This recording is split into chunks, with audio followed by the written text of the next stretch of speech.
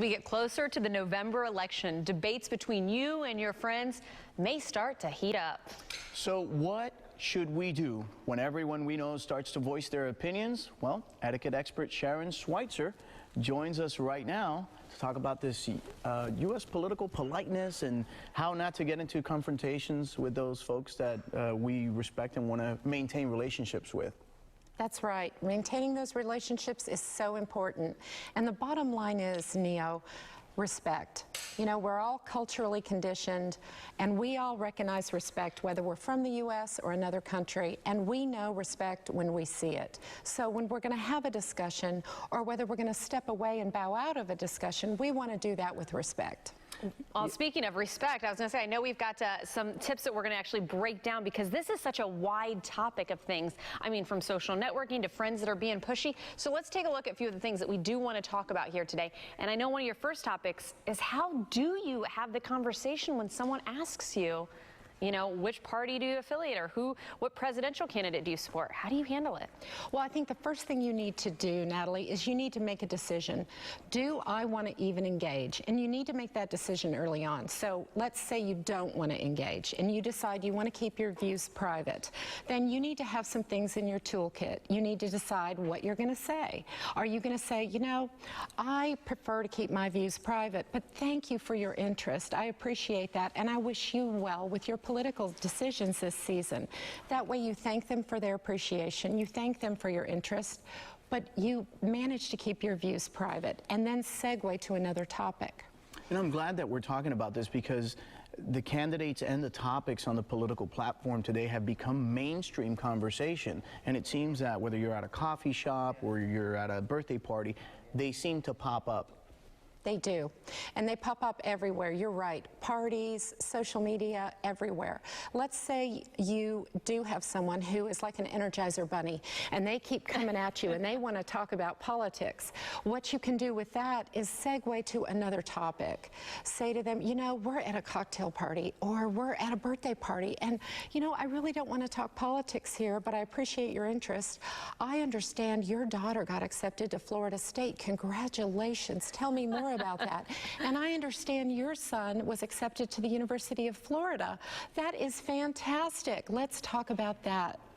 So well, segue to something. And I was going to say, this is the perfect time to bring up this awesome idea of segue, which literally Democratic Party, Republican Party, or cocktail party. So I think that's a pretty safe way. Now, are you saying we should just wear this around all the time, or how can we remember this and use this at the times that are necessary? Well, we have some tips that you can find on the website. The other thing you can do is just kind of make a decision as to what you're comfortable with. You may want to engage in conversation, and a lot of people do want to have conversations. The best thing you can do if you do want to talk politics is educate yourself. Do some research, because you can be a cheerleader for democracy as long as you're respectful and you're engaging in conversations and you understand the issues. That's fantastic. Go ahead and be a cheerleader for democracy because it does increase people voting, and that's important in the U.S. And I mean, and if you're not that educated, I guess we can always talk about Trump's hair, which seems to be a popular topic, right? That's right. See, he said it, I didn't. Well, speaking of Trump's hair, we've got an article here with Trump. What were some of the tips that you shared in this? Okay, this was an article about how to handle things on social media, how to handle different issues as they arise. Let's say you're on social media, you're tweeting, or you're on Facebook, and someone really starts engaging with you. One of the best things you can do is step away, take a breath, maybe go meditate or walk around the block. Take the high road. You may not want to engage. Is there a way to de-escalate a situation by simply typing an LOL or a laughing emojicon or something like this? Yes, absolutely. That's the best thing you can do. LOL, ha ha, you know, one of the little emoticons, and step back, because you don't want to engage with them. Sometimes people just do it to see if they can get a rise out of you. Right.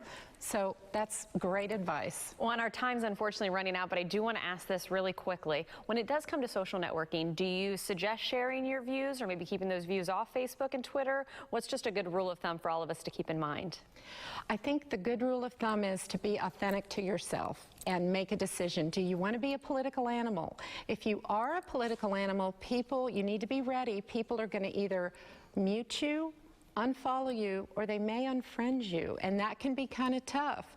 So you see a lot of people sticking to faces and pets and friendly things on Facebook. Great advice. I'll say I like keeping it friendly. Thank you so much. These were great tips. We really appreciate your time today. My pleasure. Thank you, Natalie, and You are so welcome. Leo, for having me on. Thank you.